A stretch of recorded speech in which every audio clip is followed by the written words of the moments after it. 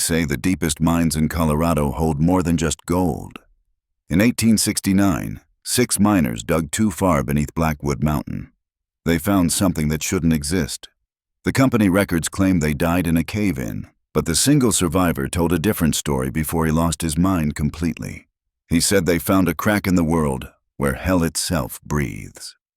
This is their story, pieced together from journals, asylum records, and the ravings of a man who never slept again. The winter of 1869 hit Colorado harder than most could remember. Snow piled 6 feet high around the mining camps, and the wind cut through cabin walls like they were made of paper. Food was scarce, and the miners at Blackwood Mountain were getting desperate. Blackwood Mountain wasn't a big operation, just a small company mine that had produced decent gold for about 3 years. But the easy veins were running out, and the owners were pushing the men to dig deeper. 6 men made up the crew that would eventually find what they shouldn't have. There was Thomas Reed, the foreman, a grizzled veteran of mines across 3 states. His journal provides most of what we know about the early days. Then there was William Cooper, barely 22 but already with the scarred hands of a longtime miner. Joseph Garcia, who'd come north from Mexico looking for fortune. The Buchanan brothers, Samuel and Jeremiah, who fought for opposite sides in the Civil War, but somehow found peace working side by side in the darkness. And finally, Daniel Morgan, the only survivor, though what remained of him afterward hardly qualified as living. Thomas Reed's journal entry from January 8th tells us they were already 400 feet down, deeper than any other mine in the area. The gold was getting better the deeper they went. Unusual for the region, but the company owners weren't asking questions. Reed wrote, "Cooper claims he hears something when the hammering stops, a sort of whistling or breathing from the rock face. The men laugh it off as wind in the shaft, but there shouldn't be any wind this deep. I'm not one for superstitions, but I've seen enough mines to know when something feels wrong." 3 days later, they broke through into a natural cave system. This wasn't too unusual. The mountains were riddled with caves, but these were different. Reed described them as too perfect, like they were carved rather than formed. The walls were smooth in places they shouldn't be, and the tunnels seemed to spiral downward in a deliberate pattern. The company ordered them to follow the cave system. The reasoning was simple. Natural caves sometimes led to rich deposits. What they didn't know was that these particular caves led somewhere else entirely. The miners spent 2 days exploring the network. They marked their path with chalk and coal marks, setting up lanterns at key junctions. The temperature was another oddity. Most deep caves maintain a constant cool temperature, but these got warmer the deeper they went. By January 14th, they'd descended another 200 feet through the caves. The air was getting difficult to breathe.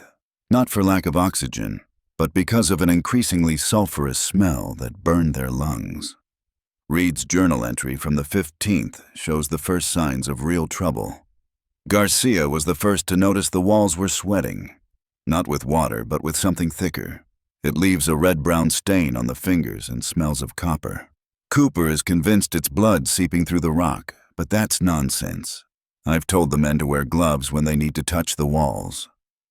What Reed didn't mention in his journal, but what came out later in Morgan's asylum interviews, was that they were all having the same dream.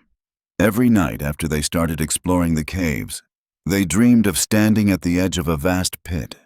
From the darkness below, something was climbing toward them, something with too many limbs moving in ways that didn't make sense. If you're enjoying this dark journey into Colorado's forgotten history, now's a good time to hit that subscribe button.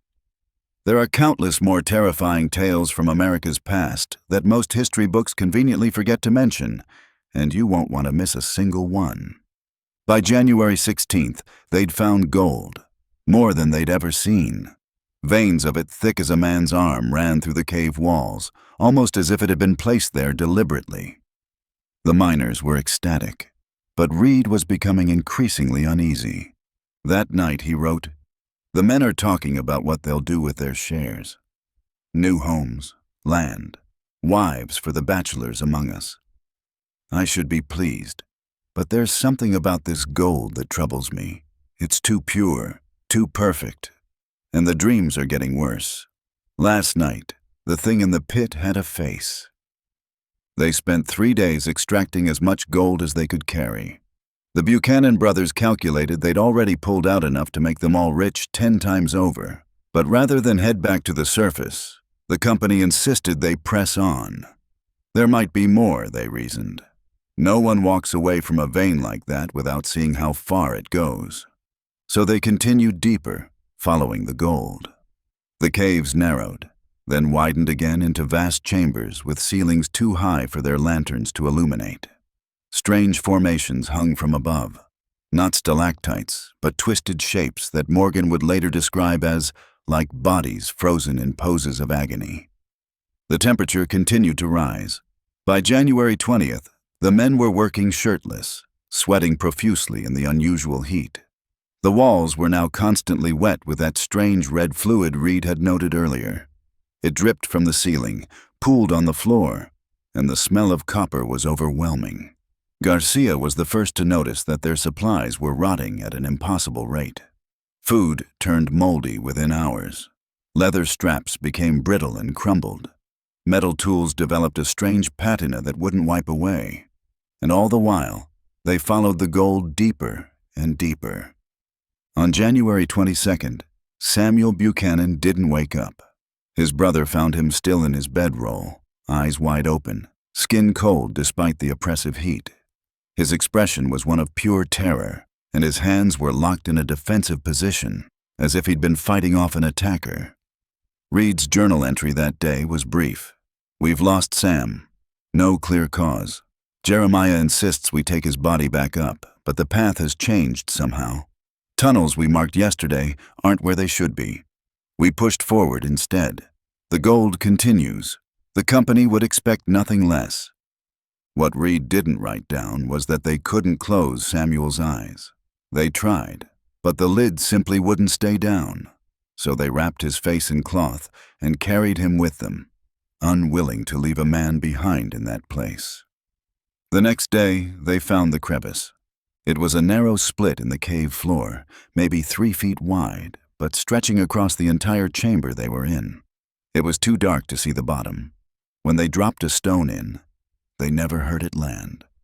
But they heard something else, a sound that all 5 men would describe differently in the aftermath.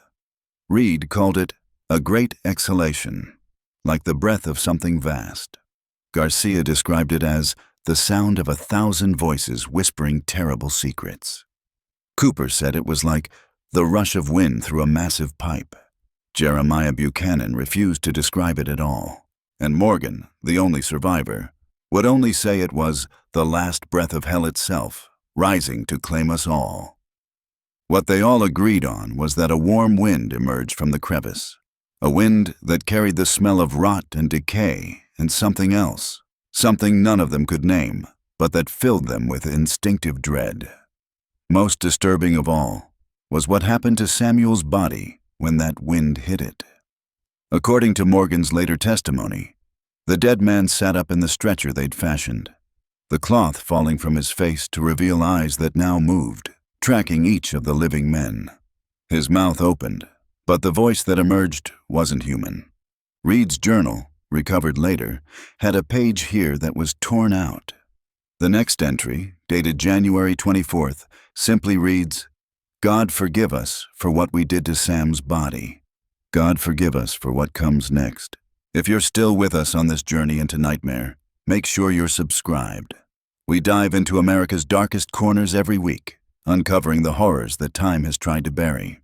The miners made camp as far from the crevice as the chamber would allow, but they could still feel that warm wind washing over them. None of them slept that night. Instead, they huddled around their lanterns, weapons close at hand, watching the darkness.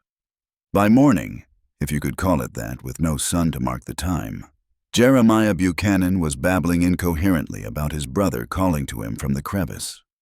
Reed and Garcia had to physically restrain him from approaching the edge. They decided to head back to the surface. The gold wasn't worth whatever was happening to them, But as Morgan would later explain to his doctors at the asylum, the tunnels were all wrong. Passages we'd marked had sealed themselves. New openings appeared where solid rock had been. The mountain was changing around us, leading us deeper instead of up. They wandered for what they thought was 2 days, though time was becoming difficult to track. Their watches had stopped working, the mechanisms filled with a red-black sludge when Cooper pried his open. On what they estimated was January 26th, they found another chamber, larger than any before, and here the gold was everywhere, not in veins but in pools of liquid metal that glowed with their own inner light.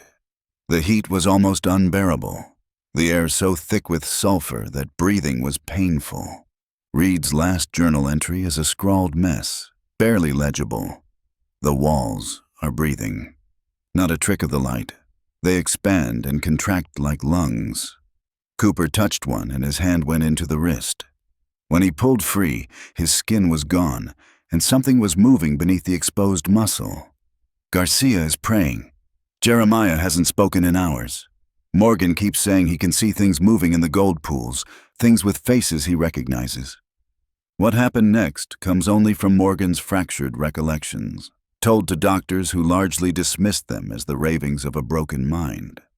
According to Morgan, Cooper was the next to die.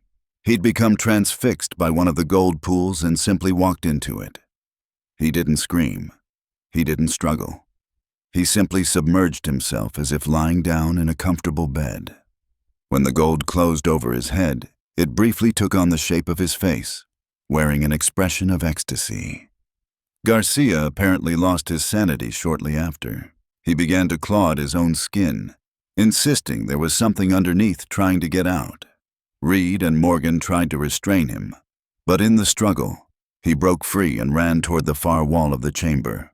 According to Morgan, the wall opened for him like lips parting, and Garcia rushed into the embrace of the mountain itself. Reed and Morgan, along with the near catatonic Jeremiah, decided to make one final push to find a way out. They chose a tunnel at random and followed it for hours. The heat gradually lessened, giving them hope they were heading toward the surface. Then they heard the voice. It came from everywhere and nowhere, not so much a sound as a vibration they felt in their bones. Morgan would never repeat what the voice said. He would only say that it offered them a choice. Jeremiah was the first to respond. Without a word to his companions, he turned and walked back the way they had come. Reed tried to stop him, but Morgan held him back. "You didn't see his eyes," Morgan later told his doctors. "They weren't human anymore. Whatever was looking out through Jeremiah's face, it wasn't him." Reed and Morgan continued on alone. The tunnel narrowed until they were crawling on hands and knees. The air grew cooler, the suffocating heat finally receding. They began to hope. Then they reached a small chamber with 2 passages leading from it. As they paused to rest, they heard something coming from the way they had entered. A wet, slithering sound accompanied by labored breathing. Reed pushed Morgan toward one of the passages. "Run," he said. "Don't look back. One of us has to tell what happened here." Morgan didn't see what happened to Reed. He only heard the screams as he crawled desperately through the narrow tunnel. The screams went on for longer than seemed possible for a human throat to sustain, finally cutting off with a wet, gurgling sound. The tunnel Morgan had chosen miraculously led upward. After hours of climbing, hands bloody from the sharp rocks, he emerged into the bitter cold of a Colorado winter night. He was miles from the mine entrance, having come out through what appeared to be a natural fissure in the mountainside. Half frozen and delirious, Morgan somehow made his way to a trapper's cabin. The trapper found him babbling about breathing mountains and living gold. Assuming he was suffering from mine gas exposure, the trapper took Morgan to the nearest town with a doctor. The company men came soon after. They listened to Morgan's story with grave expressions. They asked detailed questions about the location of the gold. They took copious notes about the cave system. Then they had Morgan committed to the Colorado Territorial Asylum, diagnosed with acute mineral-induced psychosis, a condition conveniently invented for the occasion. The official report stated that the Blackwood Mountain mine suffered a catastrophic cave-in that killed 5 miners. The company expressed its deepest regrets and provided modest compensation to the families. The mine was sealed and abandoned, deemed too dangerous for further operation. But that wasn't the end of the story. Morgan spent 3 years in the asylum. The doctors noted that he never slept. Not truly. He would close his eyes in apparent exhaustion, only to snap awake moments later, screaming about them coming up through the crack. Sedatives had no effect. Restraints didn't prevent the violent episodes where he would throw himself against the walls of his cell. The most disturbing notes in his file concern the progressive changes to his skin. It began with a red-brown discoloration on his hands, the parts that had been in contact with the cave walls. The discoloration spread, becoming raised and textured. One doctor described it as reminiscent of tree bark or possibly reptile scales. Another noted that it seemed to shift subtly when not directly observed. In the fall of 1872, a new doctor took over Morgan's case. Interested in the latest European theories about the unconscious mind, he attempted a form of hypnotic regression. What Morgan revealed under hypnosis so disturbed the doctor that he resigned his position the following day, leaving only a sealed note for the asylum director. That note, discovered decades later during a renovation of the facility, contained just 3 sentences. It's still there. It's getting closer to the surface. God help us when it finally breaks through. 2 weeks after the hypnosis session, Daniel Morgan disappeared from his locked cell. The only clue was a small pile of that strange bark-like substance on his bed and a message scratched into the wall. They're calling us all back home. The company that owned the Blackwood Mountain mine dissolved later that year. Its principals all suddenly wealthy men who moved east, never to return to Colorado. In 1887, a geological survey team attempted to locate the sealed Blackwood mine entrance. They found no trace of it, no tailings, no equipment, no signs that humans had ever dug into that part of the mountain at all.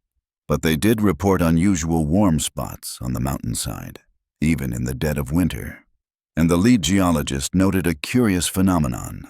At certain times, particularly at dusk, the mountain appeared to expand and contract slightly, as if taking slow, measured breaths. The Blackwood Mountain still stands today, largely untouched by modern development. Hikers occasionally report strange sounds coming from the ground beneath their feet, something like a whisper or a distant scream. And every few years, someone goes missing on its slopes. Searches find nothing, not even a footprint. But locals know better than to look too hard. Some say if you press your ear to the ground in certain spots, you can hear the voices of the lost miners still working deep below. Others claim that on still nights, you can feel a warm breeze coming from nowhere, carrying the smell of copper and sulfur. And if you ever come across a patch of oddly discolored soil on Blackwood Mountain, red-brown and slightly warm to the touch, it's best to walk away quickly, because that's where the mountain skin is thinnest, and what lies beneath is still breathing, still hungry, and still calling people home.